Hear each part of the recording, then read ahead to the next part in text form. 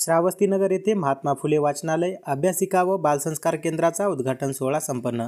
दिनांक 11 एप्रिल 2024 रोजी माता रमाई आंबेडकर चौक, श्रावस्तीनगर, नांदेड येथे राष्ट्रपिता महात्मा ज्योतिबा फुले यांची जयंती तसेच राष्ट्रपिता महात्मा ज्योतिबा फुले वाचनालय, अभ्यासिका व बालसंस्कार केंद्राचा उद्घाटन सोहळा संपन्न झाला. या कार्यक्रमाचे उद्घाटन पूज्य भंतेजी पयाभोधी व भिक्खू संघ यांच्या हस्ते करण्यात आले. कार्यक्रमाचे अध्यक्ष पूज्य भिक्खूंनी सुजाता या होत्या, तर प्रमुख पाहुणे म्हणून प्रकाश येवले, प्राध्यापक गौतम दुथडे, इंजिनियर डी भालेराव, वैभव मुनेश्वर, पी पडघणे, धम्मचारी पुण्यसेन, बसवंत नरवाडे, गौतम बहादुरे, सुभाष लोखंडे, अभय कामटीकर, विजय कांबळे व रविराज गंगाधर जोंधळे यांची उपस्थिती होती. राष्ट्रपिता महात्मा ज्योतिबा फुले यांच्या प्रतिमेला पुष्पहार घालून अभिवादन करून बुद्धवंदनेने कार्यक्रमाची सुरुवात करण्यात आली. प्रकाश येवले यांच्याकडून विद्यार्थ्यांना प्रेरणादायी मार्गदर्शन करण्यात आले व समाजात असे कार्यक्रम सदैव घडून आणले पाहिजे असे प्रतिपादन त्यांनी यावेळी केले.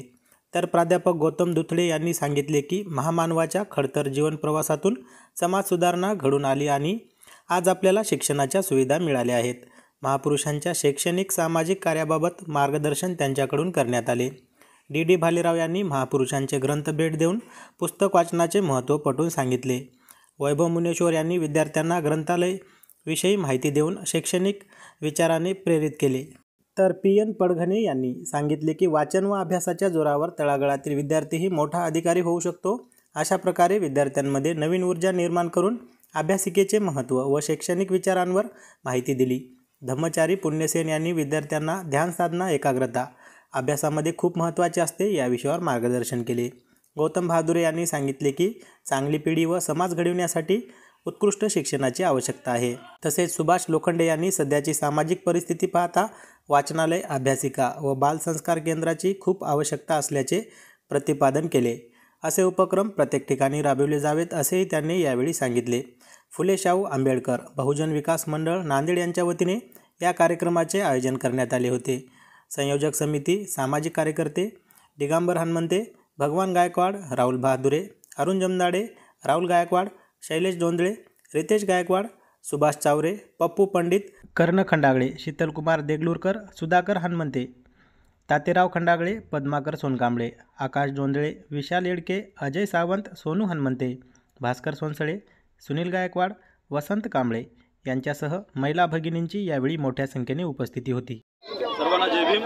आज महात्मा फुले यांच्या जयंतीनिमित्त आज या श्रावस्तीनगरमध्ये वाचनालय व विद्यार्थ्यांसाठी अभ्यासिका यांचं आज रीतसर उद्घाटन झालं आणि मी त्यानिमित्त सर्व विद्यार्थी आणि आपल्या समाजातील जे शिक्षिका आहेत, बुद्धिजीवी आहेत, त्यांनी या अभ्यासिकेसाठी दर महिन्याला आर्थिक सहकार्य करावं आणि आपल्या मुलांना हाच मार्ग आहे की पुढे नेण्यासाठी त्या विद्यार्थी आणि येथील शिक्षित जे आपला बेरोजगार तरुण आहेत त्यांना विविध स्पर्धा परीक्षाची पुस्तकं याचं उपलब्धता व्हावी आणि त्यांनी त्याचा लाभ घेऊन परत समाजासाठी कार्य करावं असं मी शुभेच्छा देतो आणि पुढील आयुष्यासाठी माझं योगदान नेहमीच राहील.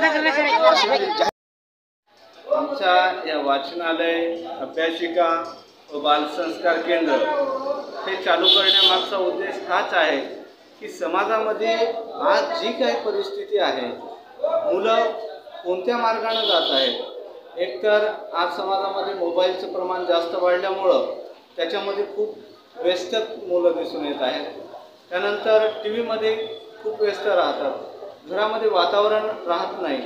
त्या पद्धतीनं त्यांना अभ्यासाचं वातावरणसुद्धा मिळत नाही. काही जणांना जे अभ्यासू असूनसुद्धा त्यांना घरात वातावरण मिळत नाही आणि त्या परिस्थितीला कुठंतरी मार्ग मिळावा म्हणून आम्ही समाजामध्ये एक वेगळं पद्धतीनं वळण मिळावं, जे की डॉक्टर बाबासाहेब आंबेडकरांचं स्वप्न होतं की तुम्ही शिका, संघटित व्हा आणि संघर्ष करा.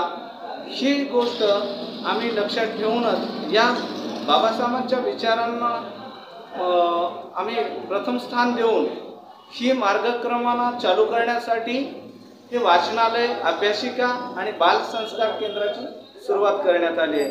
मेन उद्देश हाच आहे की आपला हा समाज आज कुठेतरी वेगळ्या मार्गाने जात आहे, व्यसनाधीनता वाढलेली आहे किंवा मुलं बेकार असे काहीतरी होत आहेत, त्यांना एक चांगला मार्ग मिळावा, त्यांना एक चांगलं वळण लागावं, पुस्तकाच्या माध्यमातून त्यांचं जास्तीत जास्त प्रबोधन व्हावं, त्यांना विचार विनिमय करता आले पाहिजे, समाजात कसं वागावं, कसं बोलावं किंवा समाजातून आणखी मोठा माणूस बनण्यासाठी काय करावं लागतं हे पुस्तक त्याला शिकवतं. म्हणून या पुस्तकाच्या माध्यमातून आपण या ठिकाणी वाचनालय, अभ्यासिका आणि बालसंस्कार केंद्राची सुरुवात करण्यात आलेली आहे. हा त्याच्या मागचा मुख्य उद्देश आहे.